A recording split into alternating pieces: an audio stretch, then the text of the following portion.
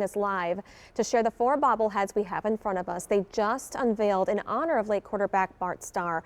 Phil, my favorite shows right here all 3 legendary quarterbacks together. We have Starr, and we have Favre, and we have Rodgers right here. That is so cool. I love it.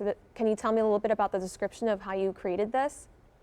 Yeah, so that one's been the fan favorite so far. We just released them on Friday, and they're going pretty crazy. It's the first bobblehead ever to have all 3 quarterbacks together.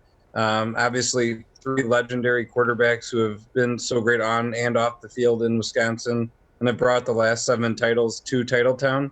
And that one is individually numbered to only 2020. So it's a great collector's item that'll be passed along for generations to come, I'm sure. And also, when you turn it around the back, there's also the big G, and there's the Packers behind it, so there's so much detail. Kristen, what's yours? Okay, so let's talk a little bit about this ice bowl bobblehead. I think this one is really cool, and I really appreciate, as a meteorologist, the science behind what happened at the ice bowl and just how cold it was. It was 13 degrees below zero, wind chills like 37 degrees below zero. So let's talk about this one a little bit, aside from the weather.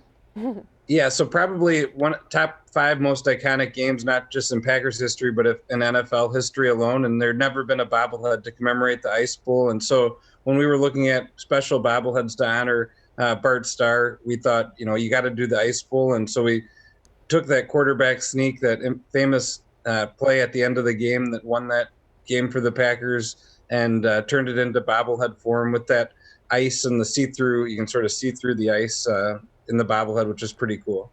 Yeah, it is really cool. And so I like this one. It has kind of like a frost around the edge of the scoreboard. I know it's probably hard to see. And then some on the ground here. I was watching a little video about the Ice Bowl and how Vince Lombardi had put like heaters underneath the grass, right, to try to mitigate the cold and the impacts. And then when they took the covering off the field, it was so cold that the ground just instantly froze, and they were out there trying to rake it. And yeah, you can kind of see it. So see like around the edges, and you can see on the grass there. But anyways, I think that's really neat. Yeah, I like how you did that. That's great. We'll go to the next one right here in front of me, and I know my husband's from here. He's from Wisconsin Rapids, and his family are huge fans of Bart Starr. But I didn't really realize the legacy of all the rings, and this one is so special, I think, because it shows all 5 rings from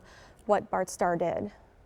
Yeah, so he brought 5 titles to Titletown, really started that legacy. In Green Bay, there was some titles before that, but won 3 championships and then the first 2 Super Bowls, so all 5 rings are represented there on the base. And then the backing is really nice because it lists all his major on-field accomplishments, so from the Super Bowls to MVPs, all league honors. Which continue the legacy, right? And then we'll quickly go to the next one. What is this, Kristen? This is a really neat one with the 1967 Corvette. So Bart Starr is sitting inside of this Corvette, which he received for being named the first Super Bowl MVP. So we don't have a whole lot of time to talk about this guy, but it's so cute. But it's the green, right, Phil, for Green Bay Packers, I'm assuming? The Green Bay Packers. Yep, there you go. How cool. Yeah. What that would be worth today. All right, Phil, thank you so much. If you would like to learn more about these by the National Bobblehead Hall of Fame and Museum honoring Bart Starr, head to tmj4.com/links.